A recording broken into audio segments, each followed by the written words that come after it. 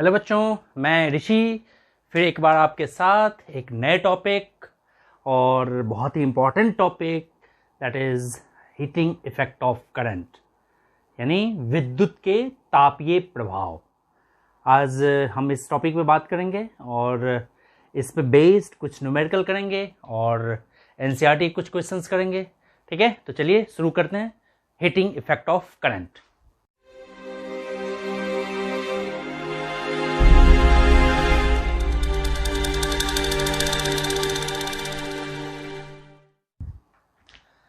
Heating effect of current ये है क्या?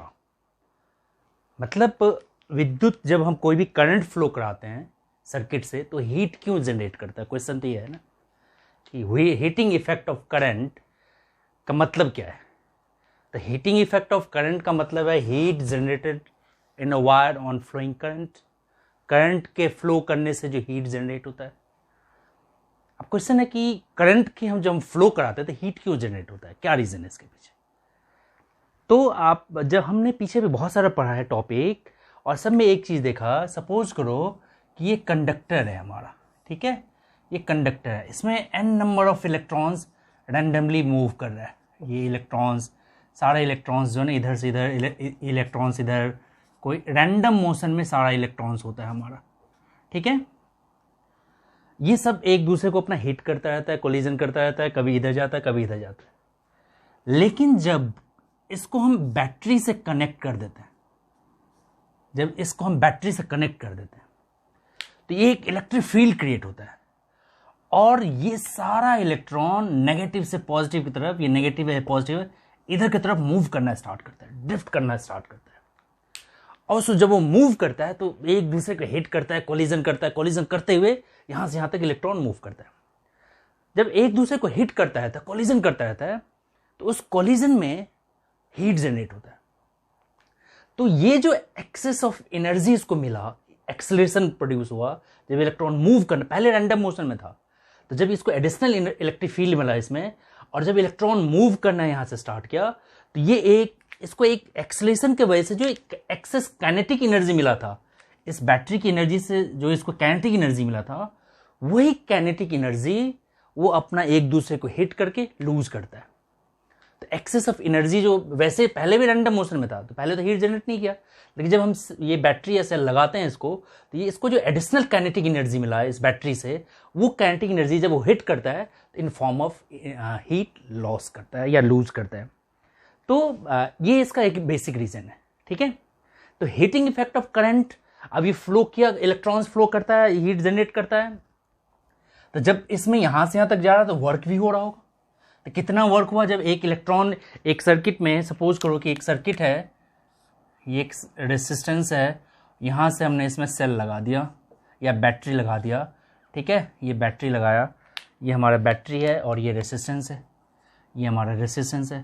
तो यहाँ से यहाँ तक का पोटेंशियल V है, यहाँ से यहाँ तक का पोटेंशियल V है, मतलब एक इलेक्ट्रॉन को यहाँ से यहाँ तक आने में जो वर्क हुआ है। अब करंट की डायरेक्शन क्या होता है? पॉजिटिव टू नेगेटिव, और मैंने पहले क्लास में आपको बताया था कि इलेक्ट्रॉन की डायरेक्शन नेगेटिव टू पॉजिटिव होता है। तो इलेक्ट्रॉन मूव करेगा, ठीक है।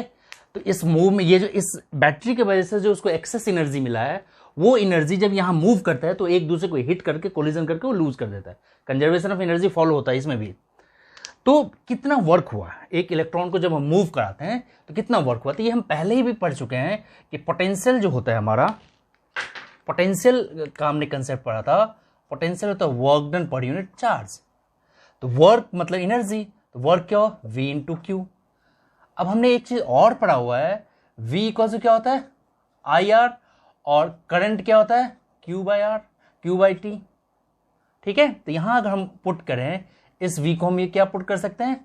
IR पुट कर दिया, और Q को हम क्या पुट कर सकते हैं? I into T, that equals to I into T.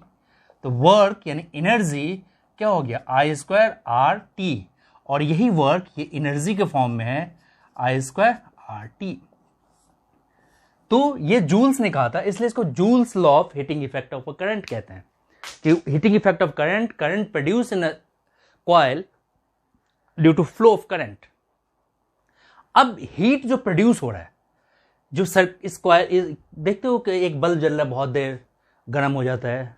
Fan को आप चलाओ बहुत देर, गर्म हो जाएगा। आपका अप्लायंसेस है, हीटर है, गीज़र है, टोस्टर्स है, बहुत सारे इलेक्ट्रिक आयरन है, सब हीटिंग इफेक्ट ऑफ करंट पे ही वर्क करता है। सब में करंट की वजह से जो हीट प्रोड्यूस हो रहा है। तो यहाँ पे जूल्स ने क्या देखा कि heating effect of current H जो है ये किस किस फैक्टर पर डिपेंड कर रहा है। ठीक है, तो ये पहला देखो, अकॉर्डिंग टू जूल्स पहला कहता है कि heat produce in a wire is directly proportional to square of the current. पहला क्वेश्चन कि जितना ज़्यादा करंट फ्लो कराएंगे उसमें हीट उतना ही ज़्यादा फ्लो होगा। अगर करंट को हमने डबल कर दिया तो उसमें हीट जो है 4 टाइम्स हो जाएगा, 4 गुना हो जाएगा। तो हीट, ठीक है, पहला heat is directly proportional to square of the current. दूसरा क्या देखा, heat is directly proportional to resistance. जितना ज़्यादा रेसिस्टेंस उतना ज़्यादा उसमें हीट। इसलिए जो इलेक्ट्रिक अप्लायंसेज होते हैं हीटिंग इफेक्ट वाले, वो हाई रेसिस्टेंस का बनाया जाता है कि जितना ज़्यादा रेसिस्टेंस होगा उसमें हीट उतना ही ज़्यादा प्रोड्यूस होगा।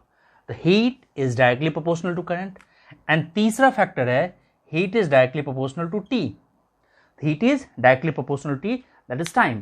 तो हीटिंग इफेक्ट ऑफ करंट ये कहता है heat produce in a wire is directly proportional to square of the current, heat produce in a wire is directly proportional to resistance of the wire, and heat produce in a wire is directly proportional to T. तीनों factor को जब हम combine करेंगे तो ये हमारा heat effect of current आ गया। Heating effect of current it states that current flowing through wire, जो heat produce in wire directly proportional to square of the current, heat produce in wire is directly proportional to resistance, and heat produce in wire is directly proportional to time. जितने देर तक आप heat current flow कराएंगे उसमें heat उतना ही ज़्यादा generate होगा। तो ये हीट जो है ना, तापीय प्रभाव, इसको हिंदी में हम यही कहते हैं कि विद्युत का तापीय प्रभाव, तो वो डायरेक्टली डिपेंड करेगा स्क्वायर ऑफ करंट पे, रेसिस्टेंस पे और टाइम पे, इस पे डिपेंड करता है। और generally heating effect of current जो होता है हाई रेसिस्टिविटी वाला बनाता है। जैसे फॉर एग्जांपल नाइक्रोम एलॉय है, वेरी हाई रेसिस्टिविटी एलिमेंट है। तो नाइक्रोम तरह जिसका रेसिस्टेंस ज़्यादा हो, क्योंकि जितना ज़्यादा रेसिस्टेंस होगा उसमें हीट इतना ही ज़्यादा प्रोड्यूस होगा। ठीक है, और आपने ये भी पता है आपको कि सीरीज में रेसिस्टेंस ज़्यादा होता है। 2 वायर को जब हम सीरीज में कनेक्ट करेंगे तो उसमें ज़्यादा रेसिस्टेंस होगा, और जितना ज़्यादा रेसिस्टेंस होगा हीट उसमें उतना ही ज़्यादा प्रोड्यूस होगा। तो heating effect of current Joule's ने कहा था, तो according to Joule's law of heating effect of current, heat produced in a wire is directly proportional to square of the current, heat produced in a wire is directly proportional to resistance of the wire, and heat produced in the wire is directly proportional to time। कितने देर तक flow किया, जितने देर तक flow करेगा उसमें heat उतना ही ज़्यादा प्रोड्यूस होगा। ठीक है, अब देखो जैसे इस पे बेस्ड क्या होगा क्वेश्चन, एक क्वेश्चन लेते हैं पहले।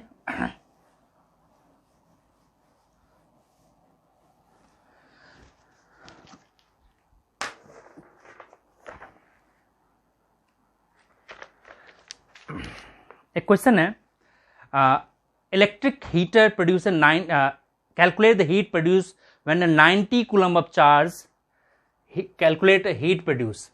Question, calculate the heat produce when 96 coulomb of charge is transferred 1 hour through a potential 50 volt. यानी 90,000 कूलम चार्ज ट्रांसफर किया है, यानी चार्ज जो दिया हमने 96,000 कूलम। ठीक है, कितना पोटेंशियल दिया था, पोटेंशियल था हमारा 50 वोल्ट। एनसीईआरटी का क्वेश्चन है ये, एनसीईआरटी का क्वेश्चन है। कितने टाइम के लिए, 1 आवर के लिए। इसमें हीट कितना प्रोड्यूस होगा। ठीक है, तो हीट के लिए हमें क्या क्या चाहिए, हमें हीट के लिए हमें क्या क्या चाहिए, heat equals to I² RT। तो हमारे पास सिर्फ टाइम है, V है, Q है, तो इससे हम I निकाल लेते हैं। सबसे पहले तो I निकालो, I क्या हो जाएगा, I होता है Q/T। तो Q कितना है आपके पास, 96,000 अपॉन टाइम, टाइम आवर में, तो आवर में दिया हो तो सेकेंड में लेंगे, तो 60 इंटू 60 कैंसिल, ये कैंसिल, 960, इसको सॉल्व करोगे 26.6 एम्पियर करंट आ गया। ठीक है, फिर अब हमें क्या चाहिए, इसके लिए I तो आ गया, अब चाहिए हमें क्या, R। तो R क्या होता है हमारे पास, V/I।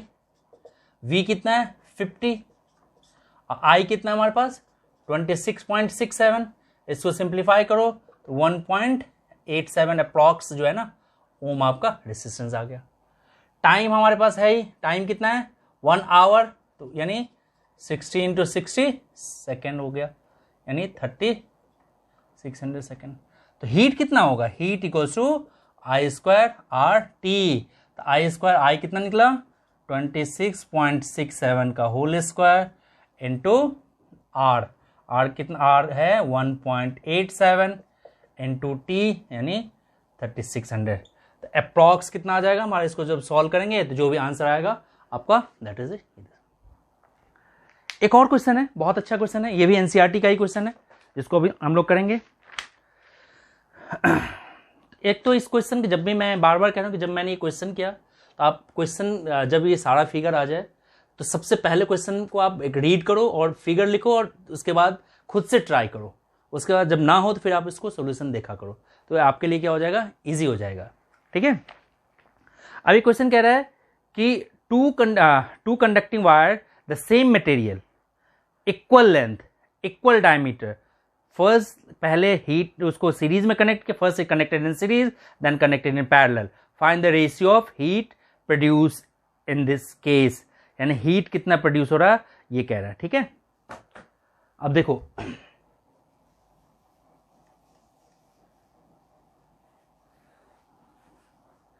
क्वेश्चन कह रहा है कि दो वायर है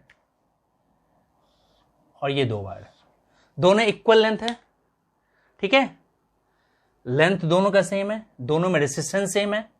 पहले इसको सीरीज में कनेक्ट किया, दो वायर है, दोनों ये दोनों वायर है और दोनों ये, इसमें भी आर रेसिस्टेंस, इसमें भी आर रेसिस्टेंस। ठीक है, तो पहला केस, दो केस दिया, दोनों केस में हीट निकालने के लिए गए। पहला कह रहा है कि दोनों को सीरीज में कनेक्ट किया, सीरीज में किया तो पहले तो नेट रेसिस्टेंस कितना हो जाएगा, ये भी आर है ये भी आर है, तो क्या हो जाएगा 2R। वोल्टेज जो है V है, क्वेश्चन में कह रहा है कि सेम वोल्ट से हमने कनेक्ट किया, तो I क्या हो जाएगा, I हो जाएगा पहले केस में V/R, R नेट, तो यानी V/2R। तो हीट का क्या फॉर्मूला है, पहला केस हम निकालें, सीरीज वाला पहले निकालना है। सीरीज कह रहा है कि दो वायर है, ये दोनों वायर है, वायर 1 एंड वायर, ये दोनों वायर को पहले सीरीज में कनेक्ट किया, फिर इसी को पैरेलल में कनेक्ट कर दिया, पैरेलल में कनेक्ट कर दिया। और दोनों केस में हीट का रेशियो हमें फाइंड करना है कि दोनों केस में हीट का रेशियो क्या होगा। तो हीट के लिए हमें क्या चाहिए, दोनों का करंट हमें फाइंड करना है, दोनों का करंट हम फाइंड कर लेंगे, उससे हमारा सॉल्व आउट हो जाएगा। तो पहले का केस में दोनों का रेसिस्टेंस हमने फाइंड कर लिया, नेट रेसिस्टेंस आ गया, अब दोनों करंट भी फाइंड कर लिया, तो हीट इक्वल से क्या होता है I² RT, दोनों के लिए सेम टाइम है, तो I² RT, तो I तो हमारे पास आ गया V/2R का square into R into T। ठीक है, और नेट, ये नेट रेसिस्टेंस इस केस में क्या हो जाएगा 2R हो जाएगा, तो एक 2R से 2R कट जाएगा, तो V² T/2R पहले केस का हीट आ गया। ये होल स्क्वायर था, ठीक है, ये होल स्क्वायर था, तो इस होल स्क्वायर से एक कट जाएगा। अब दूसरा केस आ जाओ, दूसरे केस में ये दोनों वायर को पैरेलल में कनेक्ट किया गया है, दोनों को पैरेलल में कनेक्ट कर दिया, ये भी आ रहा है और ये भी आ रहा है, तो नेट रेसिस्टेंस क्या हो जाएगा, that is 1/R plus 1/R, that is 2/R, therefore R net जो निकलेगा पैरेलल में ये हो जाएगा R/2।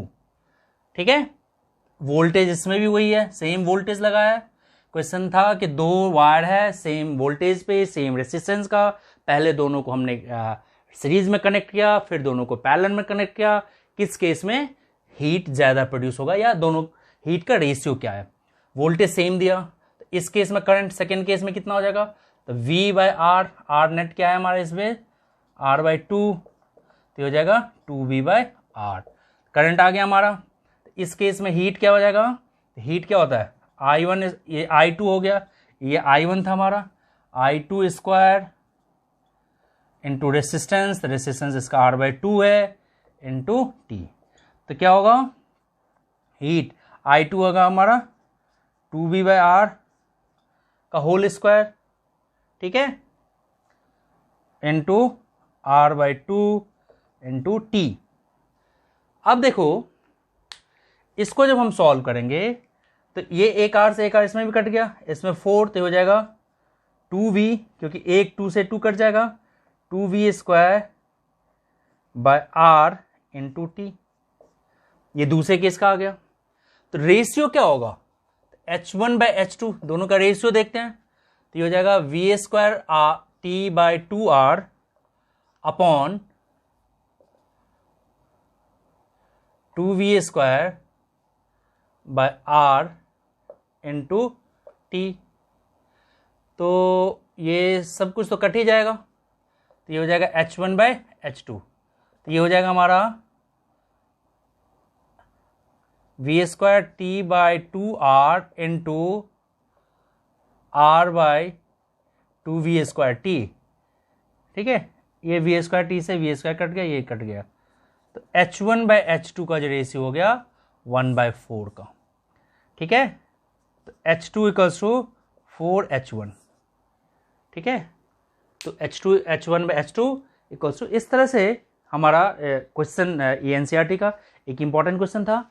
और appliances heating effect of current की बात अभी हम और करते हैं। ठीक है, तो इसके बाद हमारा appliance heating effect of current जो हम पढ़ रहे हैं, इसमें कुछ हीटिंग एलिमेंट्स है जिसके बारे में हम जानेंगे। हीटिंग अप्लायंसेस क्या क्या है, ठीक है, और इसका कहाँ कहाँ यूज होता है। ठीक है, तो इसमें सबसे जो इम्पॉर्टेंट है, सबसे पहले जो हीटिंग अप्लायंसेस की बात करें तो सबसे पहला हमारा इम्पॉर्टेंट है इलेक्ट्रिक बल्ब। ठीक है, इलेक्ट्रिक बल्ब एक हीटिंग डिवाइस है, ये आपको पता है। जब आप बल्ब बहुत देर तक जलाएंगे तो ये बल्ब मेल्ट हो जाता है, ग्लो करता है। और ये जो ग्लो करता है बल्ब, ठीक है, इसके पीछे का क्या कंसेप्ट है इसके बारे में समझो। ठीक है, तो इलेक्ट्रिक बल्ब में ये टंगस्टन होता है, ये जो हमारा था टंगस्टन वायर का होता है, टंगस्टन मटेरियल होता है। अभी टंगस्टन हम क्यों लेते हैं, जब इलेक्ट्रिक बल्ब जलता है तो अप्रॉक्स इसकी internal temperature approx 2500 degree Celsius जाता है। बल्ब के अंदर का जो टेम्परेचर होगा अप्रॉक्स 2500 डिग्री सेल्सियस तक होता है अंदर का टेम्परेचर। ठीक है, और ये जो टंगस्टन वायर है इसकी जो मेल्टिंग पॉइंट है, मेल्टिंग पॉइंट ये अप्रॉक्स 38 या 39 भी है, कहीं 39 डिग्री सेल्सियस। तो पहला बेनिफिट तो यही हो गया कि हाई मेल्टिंग पॉइंट होने के वजह से ये वायर जो टंगस्टन वायर है ये मेल्ट नहीं होता। तो पहला बेनिफिट यही है, इसलिए हम टंगस्टन वायर को हम यूज करते हैं इलेक्ट्रिक बल्ब बनाने में, क्योंकि टंगस्टन का जो मेल्टिंग पॉइंट है अप्रॉक्स 3800 या 3900 डिग्री सेल्सियस, क्योंकि जब यहाँ पे बल्ब जलता है तो इसका internal temperature approx 2500 degree Celsius तक चला जाता है।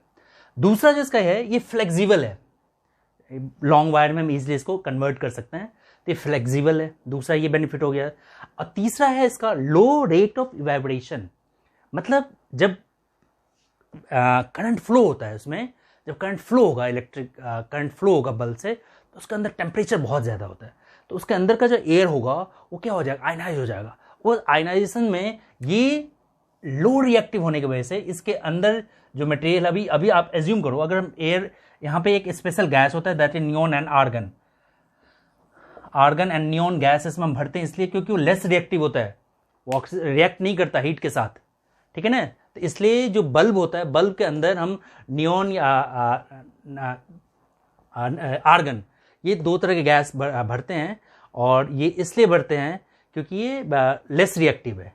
और टंगस्टन हम इसलिए यूज करते हैं कि tungsten material very high melting point, बहुत ज़्यादा टेम्परेचर चाहिए इसको मेल्ट होने के लिए, ये फ्लेक्सिबल बहुत है। ठीक है, लो रेट ऑफ इवेपोरेशन है, ये ऑक्सीजन में रिएक्ट बहुत कम करता है क्योंकि हाई टेम्परेचर के साथ मेल्ट हो सकता था, इस मेल्टिंग कम बहुत ज़्यादा है, इसलिए हम ये इलेक्ट्रिक बल्ब में हम टंगस्टन का ऐड करते हैं। एंड अदर अप्लायंसेस जो है उसमें हम नाइक्रोम जनरली यूज करते हैं। ठीक है, तो ये कंसेप्ट है कि हम ऐसा क्यों करते हैं। हम वहाँ भी तो इलेक्ट्रिक बल्ब में जैसे हमने यूज़ किया, वहाँ भी तो हम ये यूज़ कर सकते थे। ठीक है, तो इसके पीछे का जो रीज़न हो सकता है, जैसे इलेक्ट्रिक गीज़र में हम कौन सा वायर यूज़ करें, तो जनरली एलॉय, नाइक्रोम का एलॉय हम यूज़ करते हैं। तो नाइक्रोम का एलॉय यूज करने के पीछे का रीजन क्या है, नाइक्रोम को हम क्यों यूज करते हैं? तो रीजन तो ये है कि nichrome has very high resistance. अब देखो पावर क्या होता है, वी स्क्वायर बाय आर, हमने पावर पढ़ा था वी स्क्वायर बाय आर, ठीक है। तो आर भी हमने पढ़ा, R rho L by A, R equals to rho L by A. तो पावर ये होता है, ठीक है। अब यहां से एनर्जी देखो, तो एनर्जी क्या होता है, एनर्जी होता है पावर इनटू टाइम। पावर क्या हो गया, V square by R into T, that is the energy, ठीक है। तो energy equals to V square T by R. अगर आर को हम रिप्लेस कर दें किससे, आर को रिप्लेस कर दें रो एल बाय ए, चला गया ऊपर, ये रो एल बाय ए ऊपर चला गया। तो नाइक्रोम के पीछे का रीजन क्या है कि nichrome very high resistivity, nichrome की रेसिस्टिविटी बहुत ज्यादा है, और रेसिस्टिविटी ज्यादा होने के कारण इसकी लेंथ कम हो जाता है, कम लेंथ से हमारा काम चल जाएगा, ठीक है। हाई रेसिस्टिविटी जनरली रेसिस्टेंस ज्यादा हो तो इसकी लेंथ बड़ा होगा, लेकिन रेसिस्टिविटी नाइक्रोम का बहुत ज्यादा है, तो ज्यादा रेसिस्टिविटी होने की वजह से कि इक्वेशन बैलेंस होने के लिए अगर ये ज्यादा हो तो एल को कम होना, तो छोटे लेंथ से भी हमारा काम चल सकता है, इसलिए जनरली हम नाइक्रोम को यूज कर सकते हैं, करते ही हैं, ठीक है। तो इसमें दो तीन तरह के क्वेश्चन बहुत इंपॉर्टेंट है। पहला तो बल्ब के बारे में ही है, तो बल्ब के अंदर जो गैस है, ठीक है, वो पूछ सकता है कि कौन तरह की गैस है, तो आर्गन आपको बता दिया मैंने। बल्ब में ये बल्ब जब हम करते हैं तो इसमें हम टंगस्टन यूज क्यों करते हैं, टंगस्टन वायर क्यों, नाइक्रोम क्यों नहीं कर सकते, ठीक है। तो टंगस्टन के पीछे का रीजन ये है कि टंगस्टन है वेरी हाई मेल्टिंग पॉइंट, इसकी मेल्टिंग पॉइंट बहुत ज्यादा है और इसकी फ्लेक्सिबिलिटी बहुत ज्यादा है, ये कम ऑक्सीडाइज होता है, इसका रिएक्शन बहुत कम है ऑक्सीजन के साथ, इसलिए ये हम बल्ब में हम इस तरह के मटेरियल यूज कर सकते हैं। और जो अदर हीटिंग इफेक्ट एलिमेंट्स है उसमें हम हाई रेसिस्टिविटी यूज करते हैं, क्योंकि कम लेंथ से भी हमारा काम चल जाए, ठीक है।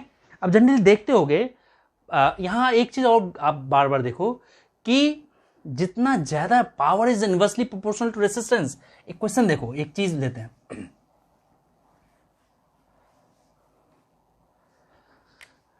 पावर जो है वी स्क्वायर बाय आर, यानी power inversely proportional to resistance है, ठीक है। अगर मैं आपसे एक क्वेश्चन पूछूं, ठीक है, अब देखो आप घर में भी ध्यान से देखना, एक बल्ब जल रहा है और यहां एक आप हीटर लगा दो, एकाएक हीटर हमने लगा दिया इसके पैरेलल में, हीटर लगाते ही कुछ देर के बल्ब डिम हो जाता है, इसकी रोशनी कम हो जाती है। आपने सोचा है क्यों ऐसा, कि जब हम हीटर को ऑन करते हैं, स्विच ऑन करते घर में, आप सबके घर में जब आप हीटर ऑन करोगे तो एक फ्रैक्शन ऑफ सेकंड के आपके बल्ब की रोशनी कम हो जाता है। क्यों होता है ऐसा, तो हीटर का पावर बहुत ज्यादा है, पावर ज्यादा होने की वजह से, बहुत हाई पावर है, पावर हाई है, हाई पावर, पावर जितना ज्यादा होगा रेसिस्टेंस उसका उतना ही कम होगा। तो कम रेसिस्टेंस होने के वजह से मैक्सिमम करंट कुछ देर के लिए यहां से फ्लो करता है, क्योंकि रेसिस्टेंस कौन सा करंट किस बात को फॉलो करेगा, जहां कम रुकावट हो, जहां से कम फ्लो इजी हो उसका, तो जिस रुकावट किसमें कम, जिसमें कम रेसिस्टेंस। तो हीटर, गीजर, कोई भी हाई जो इलेक्ट्रिक डिवाइस है उसको जब आप लगाओगे तो एक कुछ देर के लिए ब्राइटनेस कम हो जाती है, ठीक है। तो ब्राइटनेस कम होने के पीछे रीजन कुछ ही देर के लिए, फिर नॉर्मल हो जाता है। नॉर्मल क्यों है तो वो भी बता रहे हैं अभी, नॉर्मल क्यों हो जाता है, पहले डिम क्यों होता है ये ब्राइटनेस, तो इसका रेसिस्टेंस बहुत ज्यादा है, तो रेसिस्टेंस ज्यादा होने की वजह, इसका पावर ज्यादा होता है, सॉरी पावर ज्यादा होने की वजह से रेसिस्टेंस क्या हो जाता है, कम हो जाता है कुछ देर के लिए। तो कम रेसिस्टेंस होने की वजह से इसमें रुकावट कम, रेसिस्टेंस, तो मैक्सिमम करंट इधर से फ्लो करता है, इधर से कम करंट फ्लो करता है, इसलिए कुछ देर के लिए ब्राइटनेस इसकी कम हो जाती है। फिर क्या होता है, तो कुछ देर बाद उसमें जब ये इसमें जब करंट फ्लो करना स्टार्ट करता है तो हीटिंग इफेक्ट ऑफ करंट की वजह से इसमें टेम्परेचर बढ़ने लगता है। अब temperature is directly proportional to, अभी हमने पढ़ा हीट जो है ना, एनर्जी जो है directly proportional to temperature, resistance. तो जितना ज्यादा इसमें हीट बढ़ेगा इसका रेसिस्टेंस भी बढ़ने लगता है।